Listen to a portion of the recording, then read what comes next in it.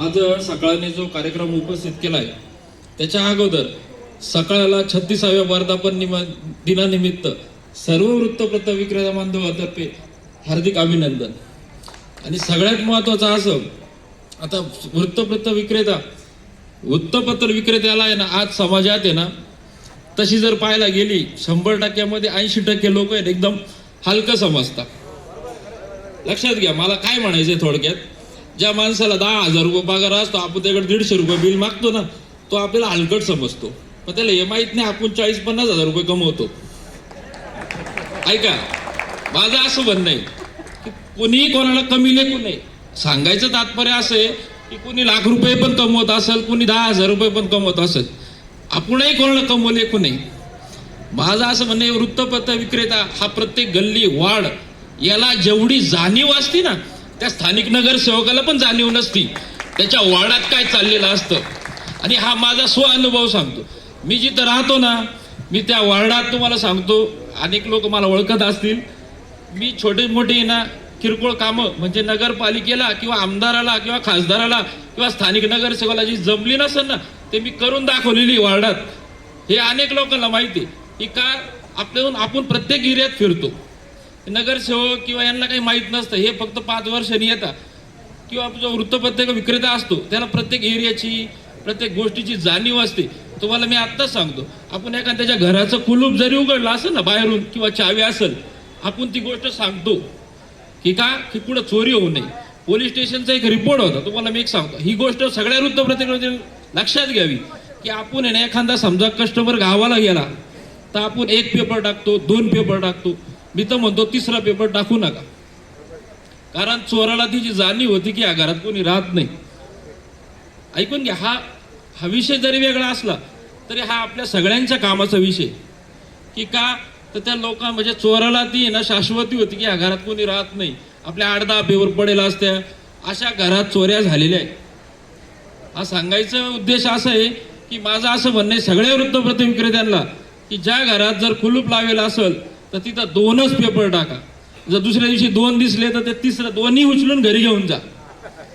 मी खरं सांगतो की पेपर टाकू नका। आणि सकाळ माध्यमाने जो आमच्या ज्येष्ठ नागरिकांचा किंवा ज्येष्ठ वृत्तपत्र विक्रेत्यांचा सकाळ आयोजित केला, मला नाही वाटत अजून कोणी केला असेल। लोकमतचे कार्यक्रम झाले, दिव्याचे कार्यक्रम झाले, सगळ्यांचेच कार्यक्रम झाले। आम्ही असं म्हणत नाही की कोणाची कार्यक्रम करत नाही की सगळ्यांनीच कार्यक्रम घेतला, मात्र ज्येष्ठ नागरिक, आता 22कर साहेब आहे, ते जवळपास माहिती 66 वयाचे, आजही कष्ट करतात, 11-11:30 वाजेपर्यंत पेपर वाटतात। ऐकून घ्या, म्हणजे असं बोलू नाही, पण आता त्यांना मुली आहे, मुलगा नाही, त्यांनी पण भविष्याचा विचार करून आजपर्यंत पेपर वाटता येते।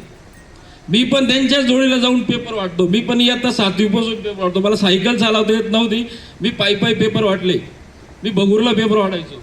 माझे वडील 2010ला नाशिकमध्ये पेपर वाटायला लागले, त्याच्यानंतर मी नाशिकमध्ये पेपर वाढायला लागलो। पण ऐकून घ्या, मला असं म्हणायचंय की वृत्तपत्र विक्रेत्याला जे हलकं समजतं ना, तर तुम्ही त्याला उत्तर कसं द्यायचं, कामातून उत्तर द्यायचं, आपल्या कामातून। आपण आपली प्रतिष्ठा स्वतः निर्माण करायची, मी तुम्हाला सांगतो। आणि आज अशी ओळख निर्माण करा की यायला आपल्याला नगरसेवक सुद्धा आपल्याकडे आला पाहिजे की भाऊ तुझ्याकडून तुझ्याकडून काहीतरी आम्हाला मतं भेटतील। लक्षात घ्या, आणि अशीच आपली ओळख तयार करा। आणि अशी आपण ओळख तयार केली आहे, खरं सांगतो वृत्तपत्र तुम्हाला आता लेटेस्ट विषय सांगतो, मी नाशिक रोड पोलीस स्टेशन मधून मला फोन आला होता, भाऊ 4 गाड्या आम्हाला सापडल्या पण त्यांचे ॲड्रेस सापडत नाही। त्याचे ॲड्रेस तुम्हाला सांगतो, विनोद पाटील साहेब आहे, त्यांना विचारा। मी त्यांना फोन केला की म्हटलं 2 ॲड्रेस आहे माझ्याकडं, पण त्यांच्याकडे कॉन्टॅक्ट नाही, गाड्या सापडल्या कोणाला, पोलीस स्टेशनला। लक्षात घ्या बरं का। पण त्यांनी फोन कोणाला केला, पेपरवाल्याला, की वो पेपरवाल्याला कळल की हा माणूस कुणीतरी ओळखीचा असेल किंवा नसेल। अजून मी यांना पण फोन केला होता, यांचं नाव लक्षात नाही बरं का, मी त्यांना पण फोन केला। तुम्हाला सांगतो, एक मी कॉन्टॅक्ट काढून फक्त एका पेपर विक्रेत्यालाच फोन केला की म्हटलं असं असं नाव आहे, त्याचा कॉन्टॅक्ट नंबर भेटेल का। त्यांनी काय केलं तुम्हाला सांगतो, मधुबन कॉलनीतला कॉन्टॅक्ट होतो, त्यांनी तिथून नंबर सापडला।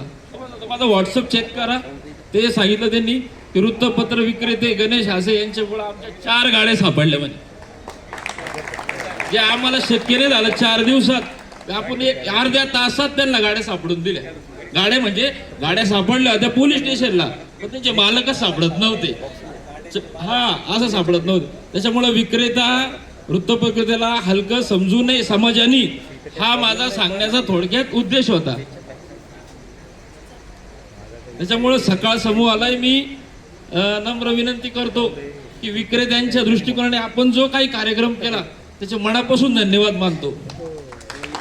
आणि 2 शब्द संपवतो. सगळ्यात महत्त्वाचं म्हणजे मी सकाळी पेपर वाटतो, दिवसभर SBI बँकेत सिक्युरिटी गार्डची नोकरी करतो. त्याच्यामुळे मला काही कामाची लाज नाहीये. धन्यवाद गणेश हासेजी यांनी